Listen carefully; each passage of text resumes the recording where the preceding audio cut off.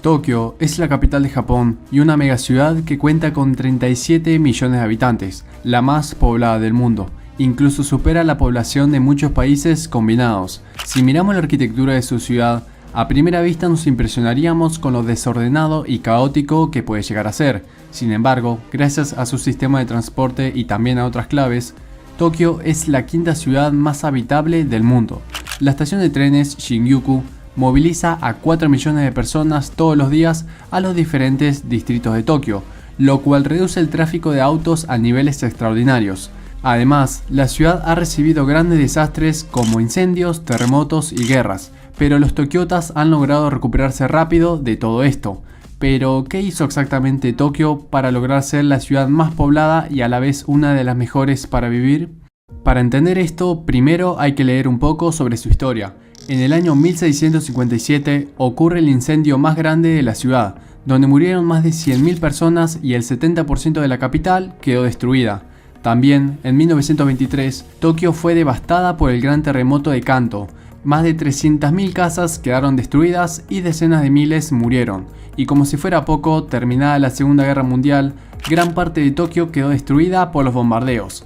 De una población de 7 millones de habitantes antes de la guerra, solo quedaron 3,5 millones. Mientras Tokio se intentaba reconstruir, la ciudad sufría de violencia y de pésimas condiciones de vida. Sin embargo, los Juegos Olímpicos de 1964, realizados en esta ciudad, representaron el inicio de una nueva época, y significó que Japón tendría que ganar de nuevo el respeto internacional. Mientras el país se recuperaba de la guerra, en la década del 60 comenzó un periodo de rápido crecimiento económico con un promedio en 9% anual. Desde entonces, la población aumentó rápidamente y en el presente Tokio es la ciudad más poblada del mundo, con 37 millones de habitantes en el área metropolitana y 14 millones en la ciudad como tal. Increíblemente, a pesar de su alta densidad poblacional, es una de las ciudades más seguras del mundo, con calles limpias, ordenadas y con un sistema de transporte puntual y eficiente.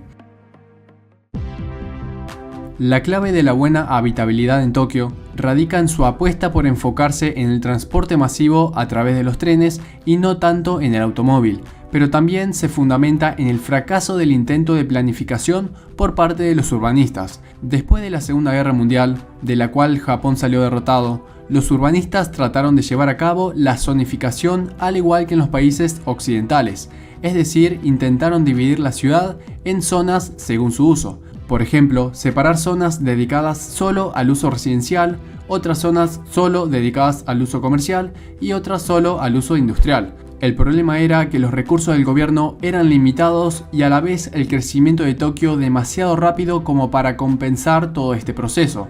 Por lo tanto, Japón decide establecer una zonificación flexible que permitiera construir cualquier cosa en cualquier lugar. A pesar de que esto pueda sonar caótico y descontrolado, tiene muchos puntos positivos. Estas son fotos de algunas calles de Tokio, y como se puede ver son espacios reducidos, con sentido, limpios y ordenados. Este sistema flexible permite la distribución de tiendas y locales con muchos clientes en los barrios menos densos poblacionalmente.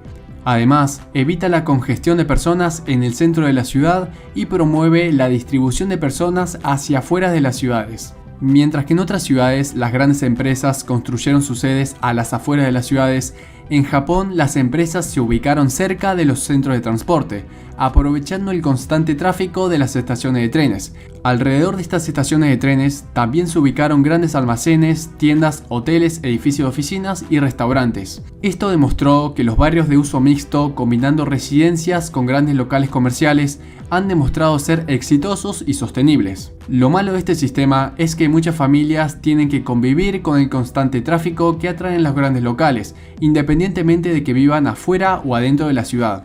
En Tokio también se evitó el fenómeno de la gentrificación, que es muy común en las grandes ciudades. La gentrificación es un fenómeno que se da cuando personas de alto poder adquisitivo llegan a un barrio con objetivos económicos o turísticos, lo cual provoca un aumento en el precio de los alquileres. Esto genera que los residentes tradicionales con bajos ingresos abandonen el barrio y este termine siendo ocupado por familias de mayores ingresos. En Tokio, este proceso no se ha vivido, o al menos no tan intensamente como en otras megaciudades. Por el contrario, a medida que Tokio crecía, los barrios se desarrollaron relativamente homogéneos en lugar de estratificados. Los barrios estaban mezclados con personas de diferentes clases sociales y con edificios de diferentes magnitudes. Es por esto que el trazado de las calles refleja más a una telaraña y no a una arquitectura cuadrada y simétrica.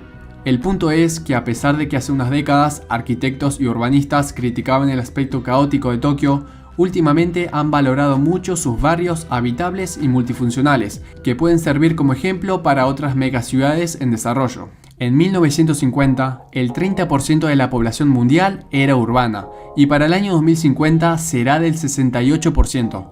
Parte de este crecimiento se producirá en megaciudades de más de 10 millones de habitantes, sobre todo en Asia y en África. Actualmente hay 33 ciudades con esta población y en 2030 habrá alrededor de 43. Por lo tanto, Tokio podría servir como un caso de estudio para esas ciudades con gran tamaño. Ahora bien, como las calles no tienen un patrón determinado, el sistema de transporte tampoco. Por lo tanto, el sistema ferroviario de Tokio no se comporta como una red unificada, sino como un sistema de diferentes gestiones. La mayoría de las líneas de Tokio son de propiedad privada, entonces, dado que hay empresas que poseen y operan sus propias redes, existe un elevado número de estaciones. Incluso es normal que cada una de las empresas muestre solo sus propios mapas, ignorando el resto de las estaciones de las otras empresas. Aunque esto puede llegar a representar en ocasiones costos adicionales para el consumidor, todo el sistema en general es puntual y eficaz. Por ejemplo, esta es la estación de Shinjuku, la estación de transporte más concurrida del mundo. Su línea se extiende 1 kilómetro a través del distrito de Shinjuku y facilita que más de 4 millones de viajeros diarios la utilicen.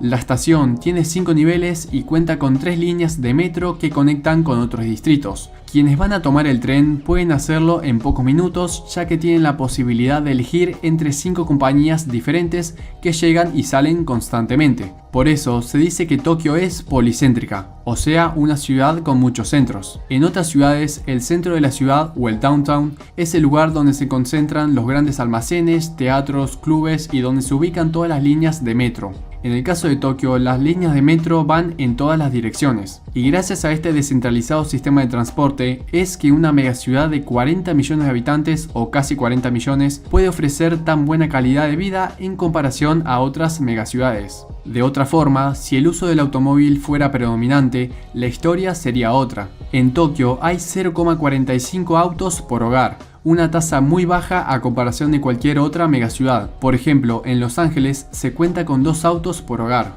En resumen, a pesar de que Tokio cuente con 37 millones de habitantes y se piense que es una ciudad muy caótica para vivir, la realidad es que todo parece coordinarse correctamente, al punto que la lleva a ser calificada como una de las mejores ciudades para vivir.